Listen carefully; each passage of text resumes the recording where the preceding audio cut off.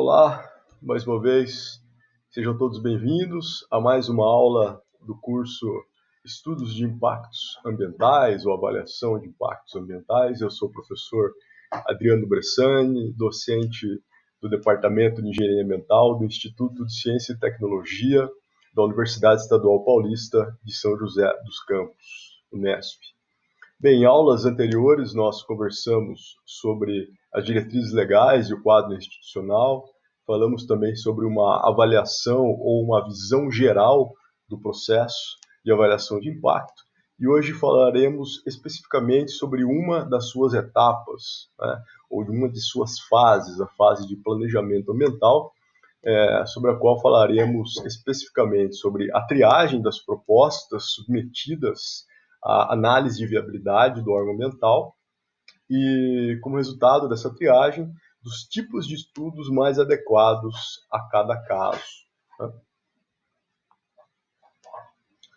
Bem, aqui nós temos um fluxograma que nos dá uma visão geral desse processo, um fluxograma que nós já vimos na aula anterior, né, onde nós destacamos aqui que a avaliação de impacto é um processo global dentro da qual se insere o licenciamento, os estudos de impacto que subsidiam a análise de viabilidade ao longo do processo de obtenção da licença, em alguns casos necessitando aí de uma análise de impacto, que é aquela que, além de predizer o impacto, ainda o valora de acordo com a sua magnitude, importância e significância. Vimos que ao longo desse processo discute-se, dentro da fase de planejamento, qual é a significância esperada, se ela é pequena, se ela é grande, se não há muita certeza em relação a isso, casos em que nenhum impacto significativo é esperado, levando à dispensa da licença ambiental, né? E aqui nós vemos os 3 tipos de estudo que definiremos na aula de hoje. Né? O estudo ambiental simplificado, para os casos de licenciamento de atividades consideradas de baixa ou pequena significância de impacto ambiental. O estudo de impacto, o relatório de impacto sobre o meio ambiente para o licenciamento convencional aplicado para os empreendimentos de grande significância de impacto, e para situações em que não se sabe a efetiva significância, o relatório de impacto ou relatório ambiental preliminar, o RAP. Né? Nas próximas aulas falaremos sobre a fase de desenvolvimento e também sobre a fase de gestão. Okay? Hoje focaremos na fase de planejamento. Uma discussão sobre esse fluxograma pode ser encontrada aí na aula sobre visão geral do processo de avaliação de impacto ambiental, que foi discutida anteriormente a essa. Bem, essa fase de triagem, ela determina o quê? Primeiro, se a atividade que se pretende implantar, operar, funcionar, né, enquanto indústria, enquanto prestação de serviço, comércio que envolva o armazenamento de resíduos perigosos, por exemplo, requer ou não uma avaliação de impacto, ou seja, se por força de lei é obrigatória, existe a obrigatoriedade da avaliação de impacto ambiental. Em outras palavras, significa-se dizer que, para alguns casos, aplica-se ou não, né, a necessidade ou a exigência da obtenção prévia do licenciamento ambiental. E para os casos em que a resposta para essa pergunta é positiva, ou seja, há necessidade de uma obtenção prévia de licença ambiental, requer-se ainda saber qual é a tipologia de estudo de impacto mais indicado em cada caso. Né? Lembrando, então, como a gente destacou agora há pouco, que existem os estudos ambientais simplificados, existe o relatório ambiental preliminar e o mais completo entre eles, o chamado EIA-RIMA. Bom, para estas questões, o conceito-chave aqui é a dita significância de impacto ambiental, que nós também já definimos em aulas anteriores, né? Como sendo a significância um índice que integra a valoração de magnitude e importância de cada impacto, sendo a magnitude um parâmetro quantitativo medido através da duração, ou seja, a dimensão temporal, a abrangência na dimensão espacial e a intensidade com relação à modificação na taxa do processo. Do outro lado, nós temos a importância associada à sensibilidade do lugar, à reversibilidade e outros parâmetros qualitativos de caracterização ou valoração do impacto. Então, a significância vem a ser uma síntese desta valoração. Um pouco mais sobre isso pode ser visto na primeira aula, onde fazemos uma introdução aos conceitos importantes aplicáveis aí. Né? Então, nós vemos aqui que nós temos um conjunto das atividades humanas, né, como sendo todas as atividades desenvolvidas economicamente pelo homem. Dentro delas, um subconjunto para o qual há necessidade de licenciamento, porque são capazes de causar algum tipo de impacto ambiental, e dentro delas, aquelas em que este impacto ambiental é dito muito significativo, portanto, sujeitas ao EIA-RIMA, né? Havendo, então, uma condição intermediária onde aplica-se não o EIA-RIMA, mas o EAS ou o RAP.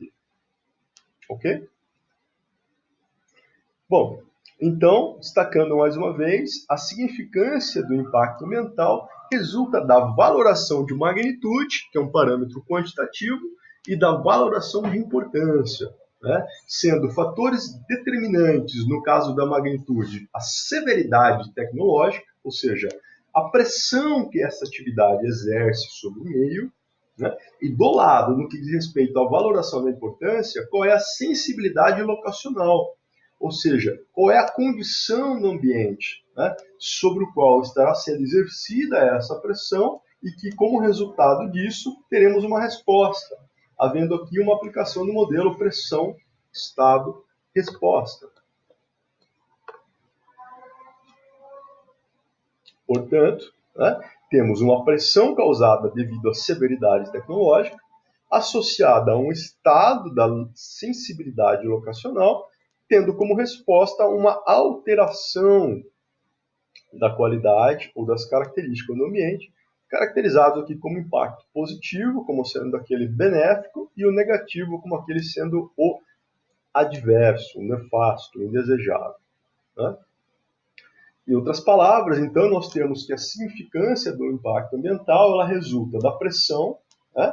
Nós vamos ter aí uma alta significância quando temos uma alta severidade tecnológica associada a um estado caracterizado pela alta sensibilidade locacional, né? Sendo esta sensibilidade o inverso da resiliência, onde a resiliência é a capacidade que um ambiente tem de voltar à sua condição original prévia à perturbação após a cessação da atividade que o perturba. Né? Então, como consequência dessa alta severidade associada à alta sensibilidade, nós temos como resposta um impacto altamente significativo.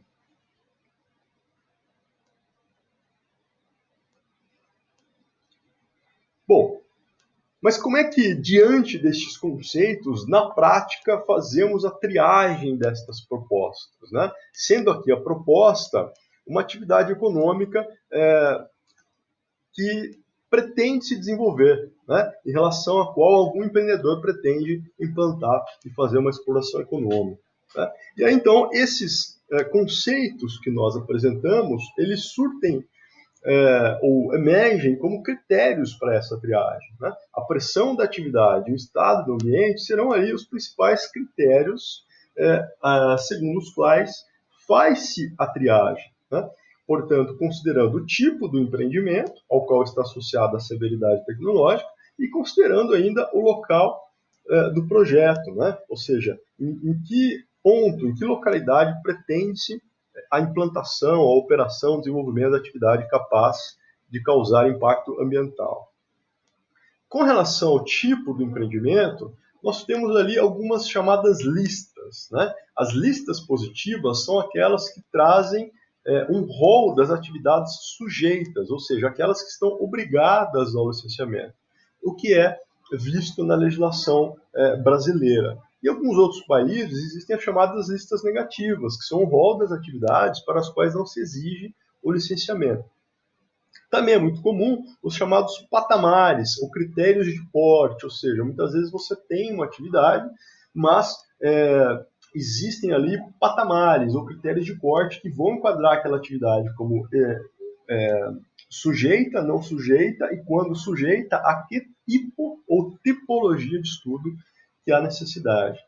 Em relação a isso, uma das normas que nós destacamos quando discutimos na aula sobre diretrizes legais e quadro institucional é a CONAMA número 1 de 1986, que traz aí uma referência importante como principal ferramenta brasileira, onde lá no seu artigo 2º ela lista 17 tipos de empreendimentos para os quais são exigidos os chamados EIA-RIMAs, né?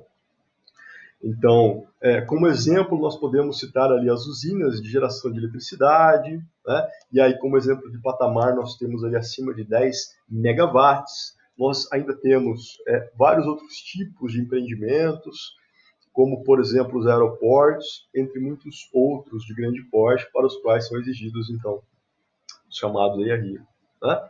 Com relação à característica ou à sensibilidade locacional, nós temos algumas referências, né? Ecossistemas considerados sensíveis, ou seja, aqueles que têm uma baixa resiliência, habitats onde existem espécies endêmicas, ou seja, aquelas que só têm ocorrência naquele lugar, as que são ameaçadas de extinção, por exemplo, como outro critério ali de sensibilidade, as áreas chamadas de reconhecida importância natural, né, que, portanto, são especialmente protegidas. Áreas em que há conflitos de vizinhança pré-existente. Por exemplo, eu não posso instalar uma indústria do lado de uma creche, ou de uma maternidade, por exemplo, né? E aí também, para esses casos, existem as chamadas listas positivas, que trarão um rol destas áreas especialmente protegidas. Aqui nós temos uma outra representação esquemática, né?